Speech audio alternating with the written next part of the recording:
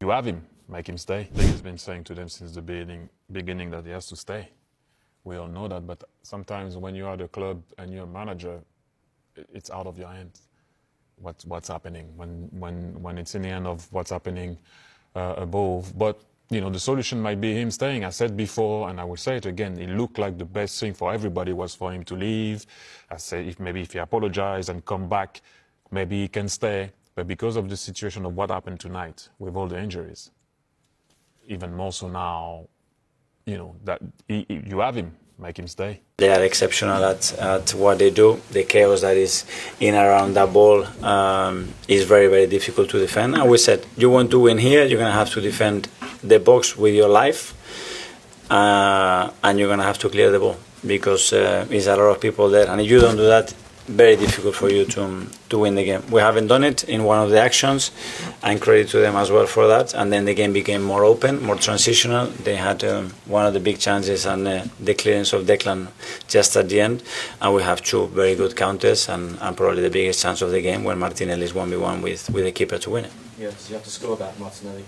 Yeah, you have to. I mean, it's football, and the keeper as well can make the decision and the action that he did. But if you want to win here, I mean, you're going to have to be really ruthless in both boxes, and today we like that. He's so unlike what they've had before. He's so unlike how they've played before in terms of that player that really wants to run in behind. And the manager's taking him out and putting him back in, which is the right thing to do when you've got healthy competition.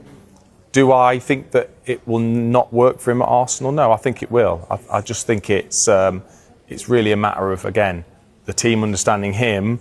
And I think how would I feel if I was him? Well, it is difficult because of the way the wide players play. How many runs do you have to make before the ball actually comes in? And I think that still needs to be worked on in terms of him knowing when it's likely to come in, them knowing when is the right time to play it in for him. I still don't really see that connection yet. Does his teammates trust him? Paul Merson suggests that they don't yet trust Victor Gyökeres. Would you agree with that?